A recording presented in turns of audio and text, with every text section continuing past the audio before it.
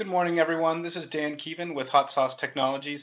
I will be running the demo for you today. We will be getting started in about 5 minutes, and then I'll lock down the session once we've had everybody join who's going to. If you can't see Hotsauce floating around on your screen right now, you may need to minimize your browser, whatever email program you link to the meeting on. But we will be getting started about 5 after the hour, and I will be locking it down. So make sure if you have anybody else who needs to join that they are connected before then.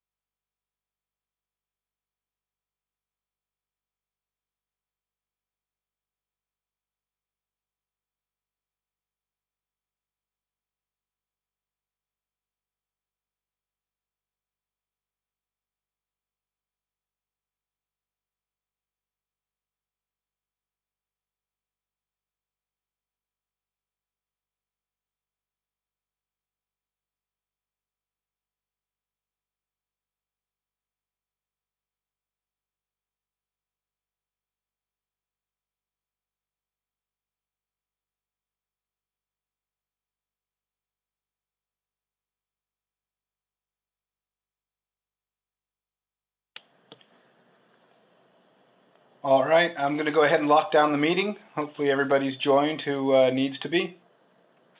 Once again, my name is Dan Keevan, and I'll be running the webinar today. This is the counter service or quick service demo presentation. We're going to go through, I'm going to show you how our different order types work, how you can build out a customer database with some of their personal information, and then we will look at online ordering as well. Right now, as I said before, you should see Hotsauce bouncing around on your screen. If you don't, please minimize any browsers or email programs you have opened up. It may be hiding in the background. Before we get started, just a little sales pitch. Why Hotsauce? Well, we are a food and beverage-based POS system. We're not a one-size-fits-all. So we don't go after retail, grocery, convenience. We just focus on restaurants, bars, and nightclubs. And this is a POS that is developed with that industry in mind. We also keep that in mind whenever we're doing our hiring. So all of my implementation and support staff come with at least a year's worth of restaurant experience, if not several years. A lot of them have managed as well. I myself was in restaurants for 10 years, managed for 8 of those. I can't stress enough how big of a difference it makes when you call in for support or when your menu is built, that you're dealing with people who understand the restaurant industry. You don't have to try to explain to them, what sort of processes you're going for, why you need this function. We've already been in your shoes. A lot of the times we already have that tool developed. And if it's not something we have, well, then we can give you a more comprehensive answer or workaround because we already know those sorts of situations. One last thing on the webinar before we get started is we will be doing a Q&A portion at the very end. If you have any questions as we go throughout, feel free to use the Zoom Q&A section. You can type your questions in there, or you can wait till the end to pose them. I will go back through and answer all questions in the Q&A area once we get to that portion of the presentation. Right now, you should be able to see that Hotsauce logo. Just so you know, that can be replaced. If you are concerned about branding, you have any terminals that face outwards towards your guests, anything like that, well, we can put your logo on the screen instead of ours. To clock in, most of your employees are just going to use a 4-digit number. We do recommend and can provide cards for your managers. Provides an additional layer of security so then, a coworker can't clock in somebody who's going to be a little bit late or give their friends a discount. Instead, if they want to use a management function, they have to have that card physically in hand.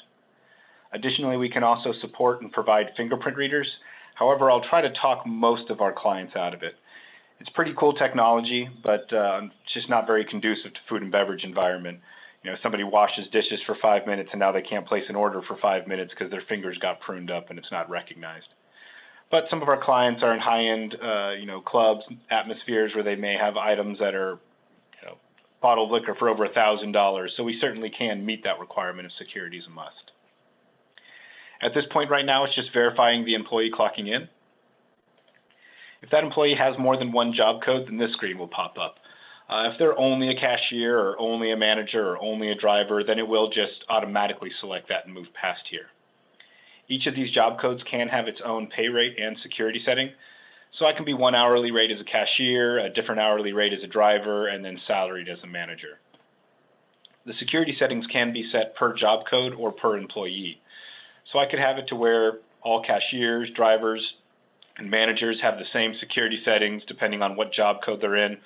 Or, I could have one manager I trust a little bit more, and so I give them more capability, and another one who's a little new. So maybe I limit their access to some things. Point being is that it's all highly customizable. Once we select the job code, the next thing that pops up is the 86 list. This only pops up for the employees you choose who need to see it, and only if there are items on it. 86 you may be familiar with is fairly common restaurant terminology for anything you're out of. It could be something that didn't come in on your truck that week, or just a limited time offer that you've run through. Whatever the case may be, as you run out of that items, you can add them to the list, or I'll show you a countdown feature we can use that will automatically add items to the list. And then your employees are made aware when they're clocking in, hey, we don't have these. They can print out that list if they need to keep it for reference later on. So now we're actually logged into the system.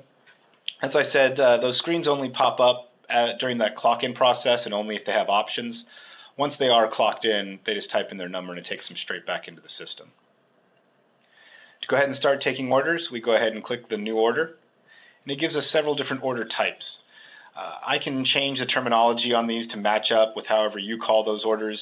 They can be rearranged in a different order.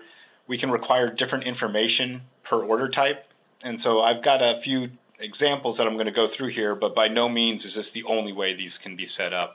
There's a lot of different settings, and I'll discuss a few of them, but feel free to pose any questions in the Q&A portion if my setup doesn't exactly match what you're looking for.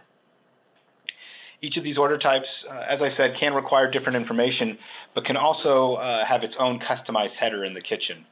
So, I could have call-in, carry-out, and delivery, or maybe drive-through as well, all say to go, whereas eat here says eat here.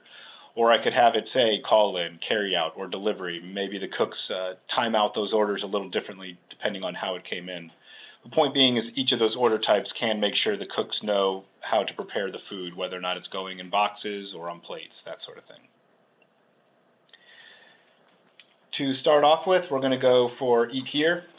I'm going to go through and show you some of the basic order entry processes, some of our modifiers, and just a few other functions. Bear with me, this is a general menu that we use for demos. You may see some alcohol on here. I realize most counter service, quick service places aren't selling alcohol. I'm not really going to touch on the liquor menu too much, except only to show you just a couple functions. Right now I have it set up where Eat Here is operating off of table tents. This is just one way we can do it. I could have it pop up and ask for a name, or it could just be a number. But this is just one thing I like to show, just so you know we do have the option. I apologize. Just so you know we do have the option in case you do a table tent sort of order where you hand the guest a number and then they take it to their table and set it down, and that's how your kitchen knows or your runners know where to run the food. Otherwise, I could have it, right now it just says 4 up here. We could have it to where you type in a name and that's just going to be printed out on the ticket. Or we can have it to where it doesn't even ask for a name and it's just going to be operating off of an order ID instead, and you just call out that number whenever it's ready. These two columns going down the middle are what are known as menu links. You can think of them as categories. As I click on any one of them, a different portion of the menu is displayed in that upper right-hand frame.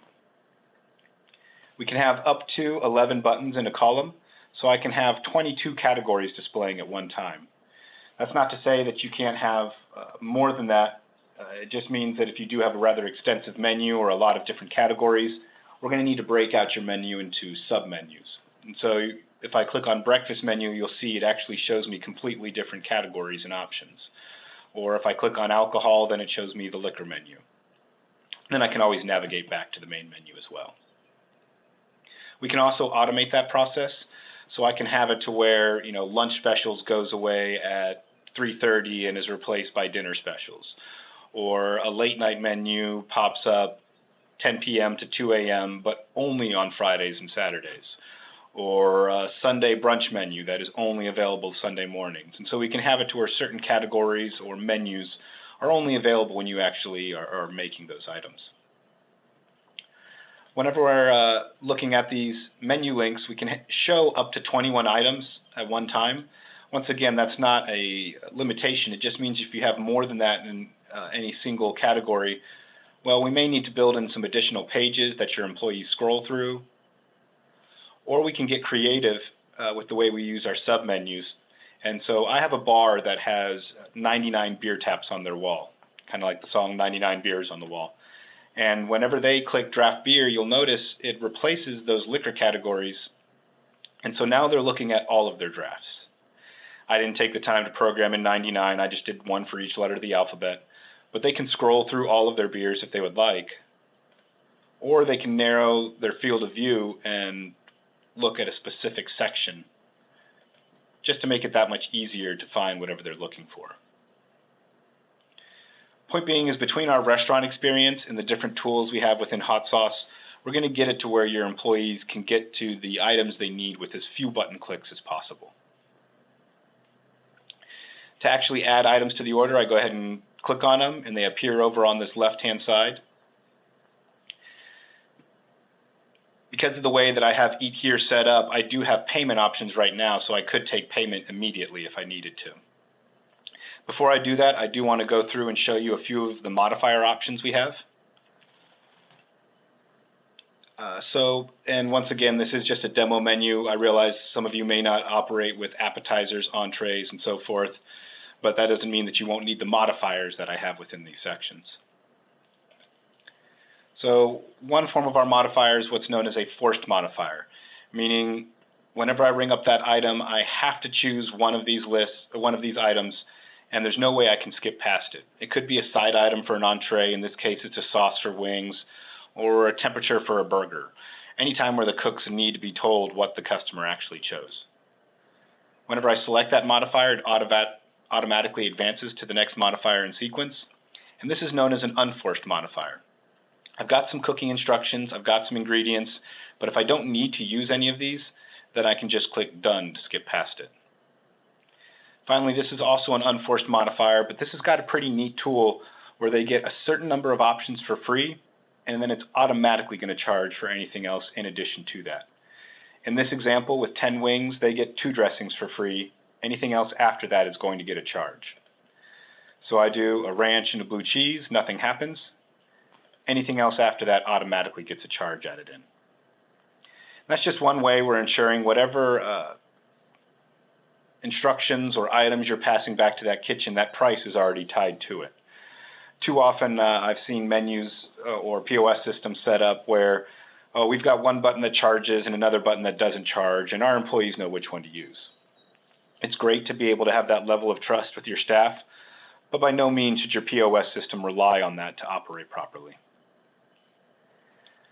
One other function that you may have noticed that I didn't point out yet are these little red numbers in the lower right-hand corners of some of the items.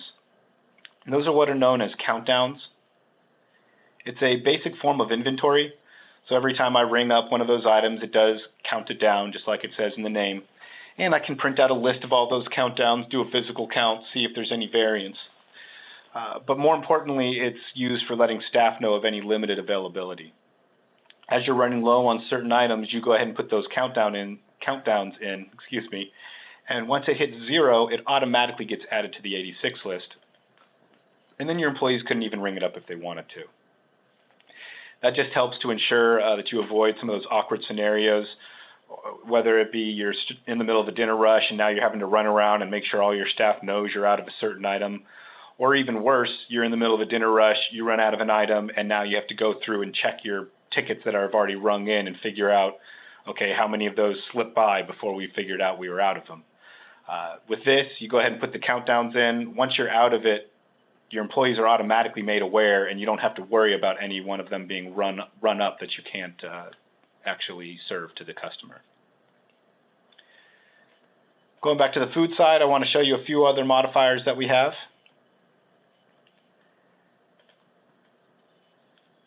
For one, we can put countdowns or 86 individual modifier items as well. So regardless of what burger I look at, I see these same bun selections pop up, same countdowns, and same 86 items.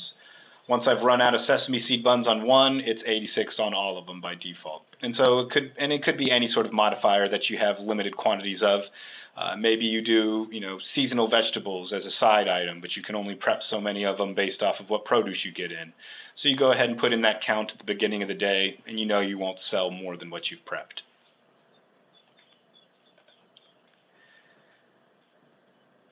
I also want to discuss the way the pricing works for modifiers.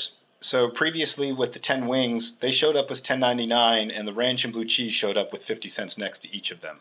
And that's how it's going to show on the receipt as well. It's 10 wings for $10.99, a ranch for 50 cents, and a blue cheese for 50 cents. Well, alternatively, we have something called roll-up pricing. Right now, this burger is $14.50. I'm going to add cheese to it, and it's going to add 50 cents. But instead of listing out that price individually, it rolls it up into the parent item. It's just about how you want to display your pricing to your guests.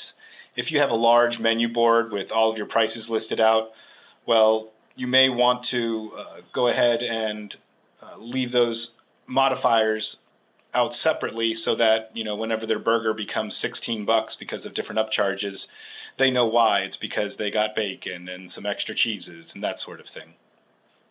On the flip side, if you want to just keep your receipts fairly clean or trying to avoid your customers feeling like they're getting nickeled and dimed, well, then we can go ahead and roll up those modifiers, keep it just one price per item, and they don't have to see all those upcharges. However, I could even still add bacon to this burger, and while the pepper jack cheese is set to roll up, the bacon is still listing out individually. So even within the same modifier screen, I can have some items roll up and other items that don't. I also want to talk about these buttons running along the side. These are what are known as action buttons, and they allow us to keep these modifier screens a little simpler than some of the other POS systems you may have seen.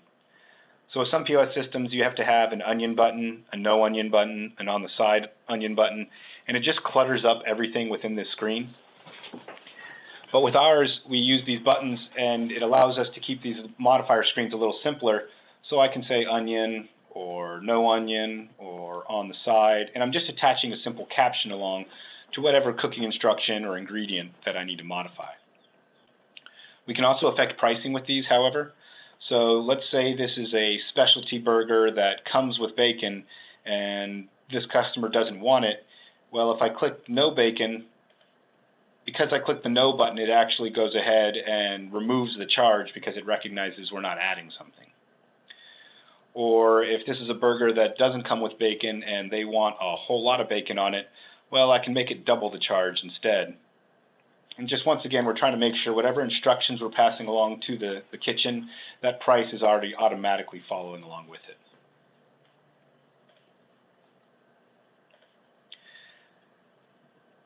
Another modifier I want to show you is our pizza modifier.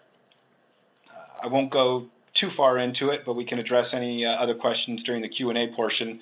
But I do just want to make sure you're aware we do have this if you are a pizza selling sort of restaurant, and we can put different toppings on different portions of the pizza. It will automatically keep everything sorted and grouped together, so if I add another topping back to the whole, well, it groups all whole toppings together. It even understands if I have sausage on half one and maybe I add it to half two because I'm just scatterbrained and forgot what I ordered, or I handed the phone off to somebody else. Well, whenever we add it to half two, it combines it together and puts it on the whole pizza. And then finally, we can remove these quarter options. So if you only offer half toppings, but you don't even want to offer quarter toppings, we can make it to where those options don't even show up. Final way of modifying an item is for those items that don't actually require modifiers most of the time. Maybe you have something that you make and 99% of your guests love the way you make it as is. Well, you don't want modifiers popping up every time just to accommodate maybe that picky person who comes in and treats you like a buffet, or else somebody with a food allergy, whether or not it's real or imagined. You're going to need to modify this item occasionally. So we always will build in a general modifier area. You can add in, take away, whatever you need to, without those modifiers popping up every single time. Once we're ready to take payment, because we have those payment options right here, I can go ahead and select my payment. We have those preset amounts as well. Tells me their change. As soon as I've handed them back their change, I can go ahead and click on the screen, and it comes back here and prompts me for my next order type.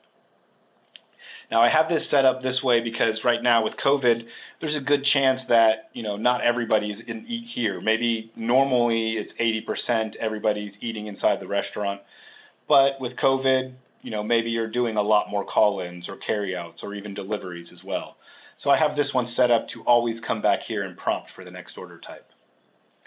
That said, whenever we get back to normal, or at least closer to normal, we can set it up to where it stays in eat here mode until you choose to exit out. Or if you happen to be a place that does a lot more call-in orders, well, we can make it to where it just keeps prompting for a new call-in order until you choose to come back to the main screen. Point being is, once again, we've just got different tools where we can try to set up to eliminate as many extra button pushes as possible so that your employees just keep flowing through that line, keep flowing through the orders. Carryout is going to be a little bit more basic of an option. Right now, I just have it set up to go ahead and require a name. But once again, I could just have it to where we're just operating off of an order ID. I can ring up some items, send them in. Now I have a little order tag over here with its own certain color coding and the name showing up since I typed that in. Whenever they come back in, I can then take payment. Now, I could make it to where whenever we do carry-out orders, instead we have payment options right here, just like we did with the Eat Here option. And now we're going to actually make them pay for their order before they leave. And so whenever they come back to pick it up, we know, hey, they've already taken care of this. And additionally, there are a lot of easy ways of splitting up checks with Hotsauce. I can go through all those if need be, but I'm going to address that during the Q&A portion in case anybody needs to see it. Just with counter service, quick service, a lot of the time splitting up a check isn't a function that gets used as often. Moving along, we are going to go to call-in now, and now it's going to require us to enter in a telephone number. Now, I could make it to where when you do call-in, instead of just ask for a name and that's it, but if we capture the number, we can start building out that customer database I referenced earlier, and you'll see some of the benefits to that here in just a moment. Right now, I just need to type in the telephone number. We can integrate with the caller ID box, and then whenever your employee is taking an order, they select whichever line they're picking up on the screen, and it automatically fills in the number. Once the number has been entered, it takes us to a customer information page. If this customer has never ordered with us before, all of these will be blank, and by default, call-in orders are going to require at least a first name. Delivery orders are going to require a first name, street number, street name, city, and zip. But we can make either of those order types require any one of these fields. So if for some reason you wanted to get a last name and an email address for all call-in orders, we can make it to where they can't move past this screen without filling those out. On the screen as well, you get a quick overview of this customer's history with you. The first time they placed an order, total amount of orders done, total dollars spent, average per order, and then the last time they ordered with you. This is just a quick overview for a little bit of familiarity with them, but you can run reports on your back office program and then show all customer information and search, sort, or filter it in a lot of different ways. So you could say, show me all customers from the last 3 months, but sort them by total dollars spent, highest to lowest. Maybe you're going to find some of your top spenders and go ahead and send them out some sort of reward. Or else you could say, show me all customers with an average order of over $150 who haven't been here in the last 3 months. Now you're going to try to find maybe some of your families or some of your big ticket spenders who haven't visited you in the last quarter and get them to come back in. That's just a few ways you can do it. There's a lot of different ways you can filter out and go through your customer database to hone in on certain demographics. From this screen as well, you can also schedule an order. This is mainly for catering or event planning, but it can be used for deliveries, later on that day sort of thing. And so you can take an order for a couple hours in the future, a couple days, months, or even years in advance. Whenever these tickets print out, they are going to have a special header at the top that says future order with the date and time, so there's no confusion over when it's needed. There's a variety of times and settings that we can set up for when it prints out. Typically, it's going to be the day of the order. We've got different time frames of when those things print out. And it also gives you better analytics because it doesn't show up in your sales or taxes until this day has actually occurred.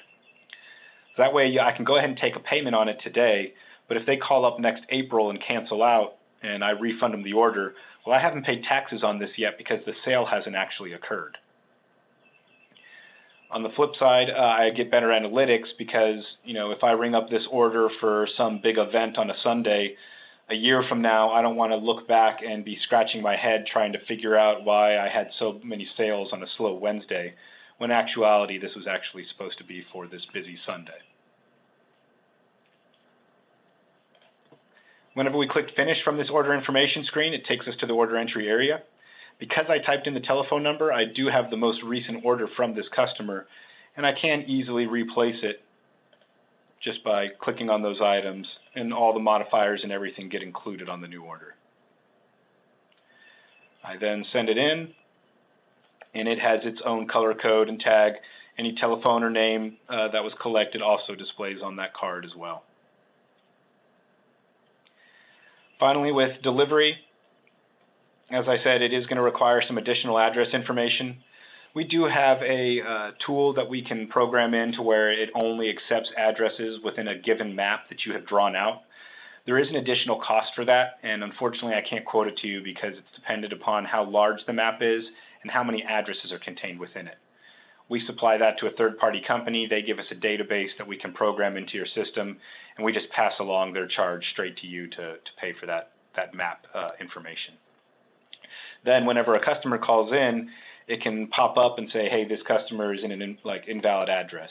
Your managers are able to override that if you want to give them that capability. Maybe they say, hey, this has been a really good customer of ours. We're going to take his order. But the delivery charge is normally $4, but instead yours is going to be $6. You can see I had changed it in a previous demo. But from right here, I can manually set the delivery charge for any individual customer. Whenever I do a delivery for them, that is their delivery charge, and that will save under that customer's information as their delivery charge. And just like the call-in orders, because I typed in the number, I do have their most recent order that I can easily replace. Delivery orders have their own color code and tag as well. And then we do have a function called driver routing that I don't recommend to all of our clients, but if you are one that you have, 3, 5, or, we've got one place that has 12 delivery drivers on their Thursday, Friday, and Saturday nights. But if you have, multiple delivery drivers on most of your delivery shifts, then driver routing could be a good tool for you. There is an additional monthly cost for that, but it allows you to assign orders to drivers. It shows you which drivers are out on delivery, how long they've been out on delivery, and which drivers are in the store awaiting deliveries. And then at the end of the night, you get a report per driver that shows not only just their cash sales and credit card tips per driver, but it also will even give the portion of the delivery fee that they get to keep. And so then you just get one report at the end of the night.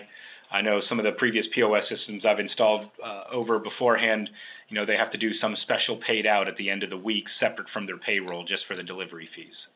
Well, with driver routing, besides some other functionality, you do also ease that as well. That's the basics of these order types right here. We do have a drive-through functionality. I'm not going to go through it unless we need to. You can mention in that in the Q&A portion, and I can show you in there. I just like to make sure our clients are aware that we do have that capability. With COVID, we've had some people who are now taking advantage of it, whereas pre-COVID drive-throughs tended to be something that only chain restaurants really were looking at, and they normally have a POS mandated to them. Finally, before I move on to online ordering, I did just want to show you just a couple other features in here. One are these blue buttons right here. You may have noticed them, and regardless of what section of the menu I'm in, those items remain the same. They're what are known as hot items, and the idea is that we can put in, maybe it's some drinks that everybody tends to order, and so we want to keep them easy for your employees to access without having to go hunting through to find them. Or maybe you've got some food specials that aren't on your regular menu. Your employees tend to forget to upsell them or to mention them to the clientele. Well, let's go ahead and put them as a hot item so it always kind of is in their face as a reminder. Or it could even be a modifier that you need easy access to, either because it's important or just because it gets used a lot. Point being is that we can give your employees quick access to some items by setting them up as these hot items so they don't have to find them in the regular menu. And then these purple buttons right here are what are known as quantity ordering. You may be familiar with the idea, but it does allow me to easily ring up 4 of one item or 20 of another. Final thing I want to discuss is the online ordering is our cash discount or non-cash adjustment, non-cash fee. There's a lot of different names for it. We've got a couple different ways of doing it. And this is what I'm talking about. If you're not familiar with it, is the idea that we're going to be passing along that credit card charge to your customer. And so about 4 years ago, we developed one method of doing it. And this is an example receipt. Obviously not a real restaurant, but normally your information up here at the top, some server and order ID information to be referenced later on, itemized receipt, and then the total. And we can do one total, everybody pays the same amount. As I said, though, about 4 years ago, we developed our first method where we could do 2 different totals on the receipt, and it automatically charges this amount if they pay cash, automatically charges this amount if they pay with a credit card. The verbiage on both these lines is configurable. So more recently, we've been seeing non-cash adjustment here. We have somebody else who wanted pay cash and save, but we're going to always talk with your processing agent and make sure we're keeping that compliant with whatever rules they have for their company. This rate right here can be set up to 4% or as a flat amount. And if it's set as a percentage, then it will always only charge whatever portion they are paying to a credit card. So even if they only pay a portion of the bill on a credit card, well, it will automatically recalculate that charge. Now, we've had a lot of popularity with this. This has been probably our most popular setup for this sort of method of passing along the charge. But we did come up with another way of doing it as well, where we, because we had some complaints about some of our customers get annoyed when they see this larger amount that they're paying because they have a credit card, and they get annoyed that they're not able to pay this amount. We did come up with another way where we can include the transaction cost in your item price. So if you paid $1 for bacon before, maybe now you're charging $1.04 for bacon. Now if they pay this total, they're covering the transaction cost because it's already built into the item price. If they choose to pay with cash, then it will automatically discount the receipt, but they only see this discount and this total after they have paid cash. So it's just a way of trying to essentially keep some of those customers a little bit happier. Essentially, you're hiding that charge from them versus the other method. There's pros and cons to both. If you use this method to try to appease some of those credit card customers who may get annoyed at seeing that greater amount, well, your cash customers are also not going to be aware of different amounts being charged to them. So if they never see this total because they haven't paid cash yet, well, your employees could be pocketing this difference. And then, like I said, this one also has the cons of showing both these totals. However, what we found is that, whereas they may have 3 or 4 people complain about this different price, maybe only one of them actually doesn't come back. And even then, that's few and far between. But even if you lose one customer over it, the vast majority are now going to exceed whatever's you lost from their sales by now collecting this amount. That's everything on the base POS system. Now we are going to move over to online ordering. Just got a few more minutes, and then we will get to the Q&A portion. I appreciate your patience. I do have to share a different screen with you to show you the online ordering. So you should now be seeing Hotsauce Cafe's online ordering website. This is obviously not a real web page. This is just one that we're using for demo and testing purposes. This is just one of our schemes. We've got like 10 different color themes that you can choose from to kind of hone in on something that feels a little bit more like your restaurant. You can also include your own pictures and or logo to include up in this banner image up at the top. And if you have your own website, you will need to have an Order Online button that directs your clients to this website. Some of our clients don't have their own web page, and so we can include some informational stuff in this banner and treat the website as both informative and as an order entry area. You can do pickup or delivery. With delivery orders through the online process, we can more readily do address verification. And because it's done through the website, there is no charge for it, but it is just going to be a simple radius of 5 miles from our store or 7 miles from our store, whatever that radius is that you'll accept deliveries from within. It will automatically add the delivery fee. But if you don't offer delivery, well, we can make it to where it only shows pickup and this delivery option isn't even there. Your clients can sign in if they would like and create an account that will save their delivery address. It will save their recent orders so they can easily reorder items, and they can check the status of their current orders if they would like, but they don't need to create an account if they don't want to. This is not a big menu that I have, but these are the different categories going across the top. We can have it drop down with some additional categories if you have more in your page. And it will scale depending on whether or not it's on a tablet or on a phone. So, I'm going to go ahead and just use the zoom feature to kind of act as if we were on a phone. Well, if I zoom in a little bit further, then it just becomes a category page we can go through. But this website is scalable, meaning it will show up on a phone screen just as well as it will on a computer. We do have modifiers that are a little different for online ordering since they are customer-facing instead of employee-facing. So kind of like how we had forced modifiers before, well, we can set up modifiers where the customer has to choose it or they can't ring up the item. And right now, these are just set up for one. But I could make it to where it's, choose 2 meats for a combo platter or choose 3 appetizers for a sampler. And so we can have multiple items required before they're allowed to order it. And we can also do modifiers within modifiers, so I could have, baked potato breakout with toppings that were going to be added if they choose that as their side. We can also do special instructions, so they can type in any sort of instructions that they want here, no salt or extra pepper, whatever the case may be. But we can also remove this section if you don't want to add it, and we have another area where we can put like delivery pickup instructions. And we do that just because some people don't want this sort of box because then their customers do things like add bacon or extra ranch when it's something that would have a charge.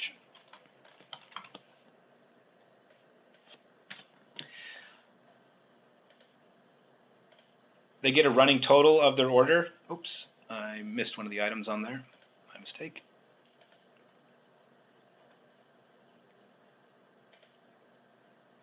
Oh, darn it, I didn't set up this modifier correctly. My apologies.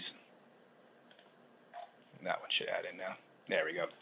We get a running total here of the order as we're entering it, and you can see here we can set up minimum amounts as well. So this one's set up as a minimum $10, but we could be 15, 20, whatever you specify. We can also do pictures and or descriptions on the items as well, but you are going to need to provide us those pictures. And you may be familiar, but food pictures are not easy to come by. So make sure that the quality of the pictures is something you're comfortable with before providing us them to put on your website. Going to add a few other items just to get over our order minimum. And so now we can go ahead and proceed to the shopping cart. This is fairly standard. We can see whatever modifiers we put in here, any special instructions would show up there. We can change quantities or remove items if necessary. They can see about how long their order is going to take to make, and you can control what time shows up here. Or if you want to, you can give the client the ability to schedule the order just like we did with future orders on the POS side of things. We can also add a tip in on the order from a preset percentage, or they can manually type in a tip as well. Whenever they're actually ready to pay, as I said, we can do a guest checkout. They can include a telephone number here to receive text message notifications about the status of their order. And all of our online orders are going to require a credit card payment because these automatically print out in the kitchen. We toyed with the idea of having cash, but we were just too concerned about if it's printing out automatically in the kitchen in the middle of a busy Friday dinner rush. You know, if you have somebody who you fired the week before place a $200 cash order, do you really want your cook in the middle of a busy dinner rush to try to decide whether or not they should drop 40 burgers without talking to somebody? So because these are going to print out in the kitchen, we're going to make sure that payment's already secured. As I said, we can also have a box for pickup or delivery instructions. And so here they could do, you know, no napkins, extra plasticware, or whatever the case may be, if they could spell. Once they're ready to submit the order, they click pay. They get confirmation that order was sent. An email of the receipt is sent to both you and the customer. And if for some reason orders aren't printing out in your kitchen, you know, maybe you lost internet or you lost power, after 5 minutes, it's automatically going to generate a follow-up email to both our support staff and the restaurant, letting both of our teams know, hey, online orders are failing to go through. Our team can reach out, see if you've been able to already address it or if you're aware of it, and make sure they handle or make sure they correct any of those mistakes. One last thing is that we can't, before we go back to the POS side of things, is we can provide you a QR code that you can put on coupons, on your menus, whatever you may have, and your clients will scan it and it automatically takes them to this website to place an order. But we can also do QR codes specific to a certain table. And I'm not going to go through this process with you because it's not typically going to be used for quick service, counter service. But if you are the sort of place that uses table tents, well, then maybe you might want to try to see about tying in this method as well. And it's just essentially a way of somebody being able to place an order at a table, but it's still being contactless. So we developed this for an event space pre-COVID, but with COVID, we saw a lot of people using this so that, you know, nobody was touching anything in common other than the food and utensils. Now, switching back over to the POS side of things, we were concerned that with previous online order setups, the staff was getting some sort of notification about new online orders.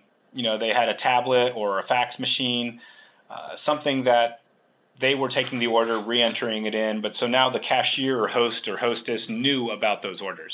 Well, with these orders automatically printing out in the kitchen, we have to make sure that front of house staff is still aware of them, because we don't want 6 people coming in to pick up their online orders. That's the first that they knew about it, and now they're scrambling around to get the bags and the sauces and everything ready. So even if they're not logged into the system, they see that they have new online orders right here.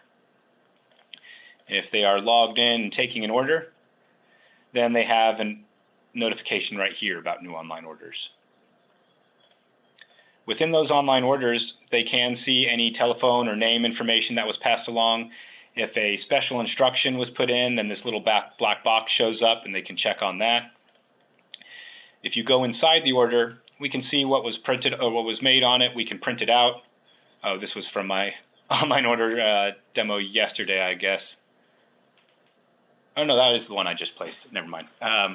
But from here, we can print out an itemized copy. But what we can also do is say online order ready.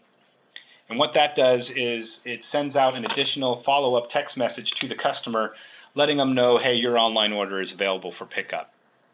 So they can get a text message sent to them saying, you know, your online order will be ready by 10:55. But then your staff member can log in and say, hey, this online order is ready. Go ahead and send that. Maybe the customer is waiting outside to be let indoors because of reduced capacity, or they're just next door shopping, or it could just be a really full lobby, but this way they can easily let them know their food is up front and waiting for them. And then finally, we can mark the order as picked up or voided out. If we mark it as picked up, it automatically closes it. Any tip associated with it falls underneath the employee who marked it as picked up. And if they void it, then it will automatically refund the credit card charge and send a text message to the customer letting them know their online order has been canceled. That is everything I had to go through. We will now go through the Q&A area. If you have any questions that you haven't typed in there yet, go ahead and feel free to type them in. And I will be sticking around until at least 11 o'clock to try to cover any of the questions you may have. One of the questions that was asked is saying employee management, scheduling, or shift management. I mean, as I showed you in the beginning when we were clocking in, we have those different labor codes that they can go in that will be tracking their hours. You can run payroll reports on those.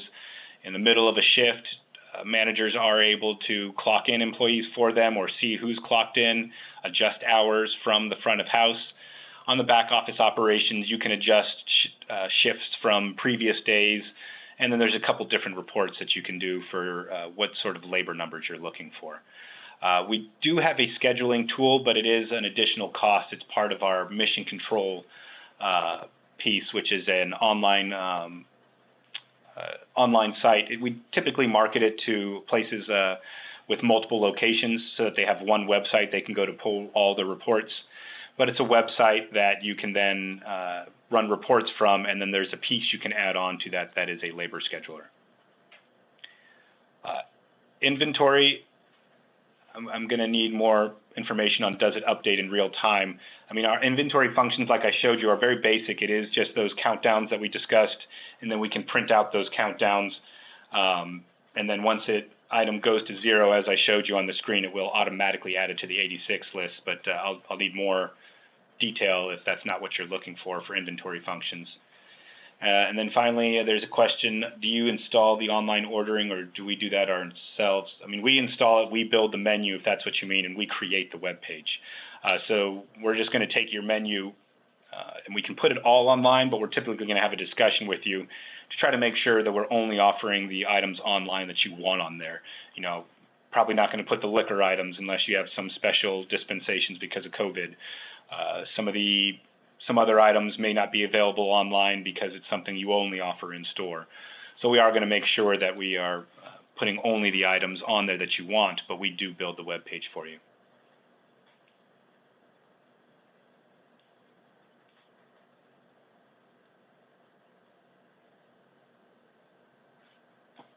I've got a question about reporting options.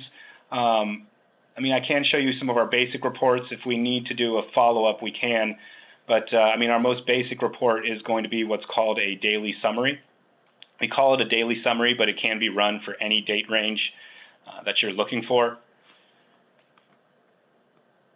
And this is kind of our go-to report for most of the information that you need on any given day. Departments are a generalized, the most general category sort of sales, but we can specify these to whatever you need. So, maybe you don't really care about listing out your soft drinks and teas separately, so we can lump that in with food. We have some places that they're going to, differentiate domestic versus import, or bottle versus draft beer. Other income and expenditures are any sort of sales or paid outs that come in outside of regular orders or sales, but you still want to keep track of that cash. We've got tax summaries, payment summaries. You have report categories, which are a little bit more specific than departments. And then you can also get those sales broken down by meal period or by profit center, which is, where those sales actually occurred. And so it could be, carry-out, delivery, main dining, bar, or we could add in patio or banquet. Different profit centers if you want to try to see, which sections of your restaurant do better. We've got some, up at the top, you got the totals of your voids, comps, and discounts, but then down here you actually get summaries of those items as well, where it will give you more detail. You get some guest count, table count information, per check average, per person average, and then finally your deposit calculation. Mission control we will need to do. There are some videos that your agents can show you for mission control. That would be a separate session. But with this daily summary, as I said, you can do any sort of date range you want. So there is specifically somebody asking about year to date, that sort of thing. And then you can export that report. That's a PDF. I'm showing it to you, but you can export it to Excel, those sorts of things.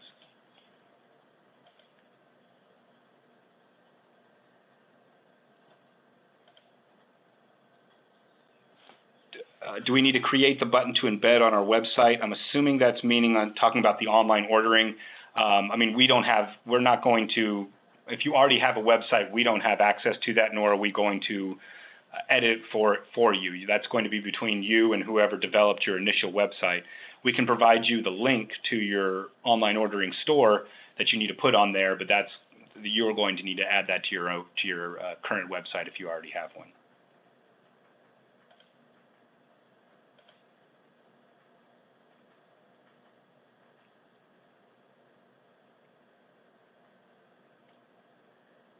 That's all the questions so far, but as I said, I will be on here for at least another 5-10 minutes. So if you have anything else, any other questions that you could think of, feel free to go ahead and type them in. Otherwise, I do really appreciate your time. If you think of any questions after the fact, you can also email them to sales@hotsaucepos.com, and I can also provide you a link of a recording of this demo.